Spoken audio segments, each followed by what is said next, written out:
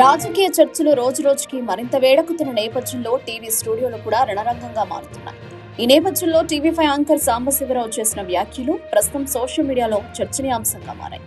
తన స్టైల్లోనే కఠినంగా స్పందించిన ఆయన టీడీపీపై ట్రోల్స్ చేస్తున్న వారిపై తీవ్ర హెచ్చరికలు జారీ చేశారు. చర్చ సందర్భంగా సాంబశివరావు మాట్లాడుతూ, ఎవరైతే టీడీపీ మీద ట్రోల్స్ చేస్తున్నారో, అసత్య ప్రచారం చేస్తున్నారో వారికి ఇది చివరి హెచ్చరికగా భావించాలని గట్టిగా పేర్కొన్నారు. సోషల్ మీడియా వేదికగా దోషంలో బెదిరింపులు చేస్తే తీవ్ర చర్యలు తీసుకుంటామని ఆయన స్పష్టం చేశారు. అంతేకాకుండా మీకెవరైనా ఫోన్ చేసి బెదిరించినా, ఒత్తిడి తీసుకొచ్చినా వారిపై కేసులు నమోదు చేస్తాం, చట్టం తన పని తాను చేసుకుంటుంది అంటూ హెచ్చరించారు.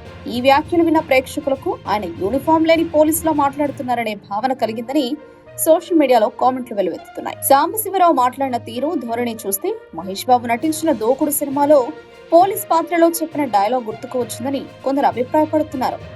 అదే ధాటిగా, అదే స్ట్రైట్ ఫార్వర్డ్ టోన్ లో ఆయన వ్యాఖ్యలు ఉండడం గమనార్హం. అయితే ఆయన వ్యాఖ్యలు కొందరికి నచ్చక మరికొందరు మాత్రం విమర్శిస్తున్నారు.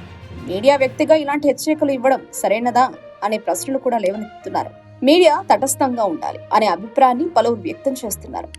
ఇలా సాంబశివరావు చేసిన వ్యాఖ్యలు రాజకీయ వర్గాల్లోనే కాకుండా సోషల్ మీడియాలో కూడా చర్చకు దారితీస్తున్నాయి.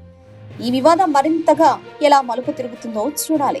మీకెవరైతే బెదిరించారో, ఎవరైతే ఫోన్ చేశారో, ఎవరైతే మెసేజ్లు పెట్టారో, దయచేసి నేనే వస్తాను, మీరు పిలిస్తే వారి నెంబర్లన్నీ తీసుకుందాం, ఆ మెసేజ్లన్నీ మీరు కాపీ చేయండి, ఆ పేర్లన్నీ చూద్దాం, డెఫినెట్గా కేసు పెడదాం.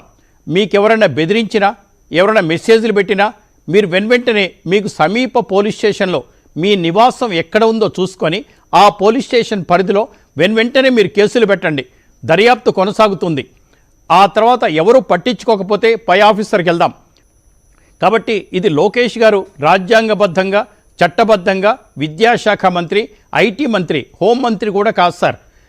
మనం ఎవరికి కంప్లైంట్ ఇవ్వాలో పోలీస్ స్టేషన్లో కంప్లైంట్ ఇద్దాం సార్, వారు వినకపోతే కమిషనర్కి కంప్లైంట్ ఇద్దాం సార్, మీ తోడుగా మేము ఉంటాం, మీ వెంట మేము నడుస్తాం. దయచేసి మీ దగ్గరున్న నెంబర్లు, మీ దగ్గరున్న మెసేజ్లు నేను రమ్మంటే వస్తాను, లేదు మీరు పంపించినా సరే మీరు జస్ట్ సైన్ పెట్టండి కంప్లైంట్ మీద, ఎఫ్ఐఆర్ చేయించే పూచి మేము తీసుకుంటాం సార్. ఎవరిని వదిలిపెట్టొద్దు సార్, ఎవరిని వదిలిపెట్టొద్దు. దాంట్లో వైసీపీ వాళ్ళు చాలామంది ఉన్నారు సార్. తెలుగుదేశం పేరు చెప్పుకొని, తెలుగుదేశం నెంబర్ల పేరు చెప్పుకొని, ఆ ఫోటోలు పెట్టుకొని మార్ఫింగ్ చేసి చాలామంది ఉంటారు సార్. ఎవరిని మనం వదలొద్దు, ఎవరిని వదలొద్దు.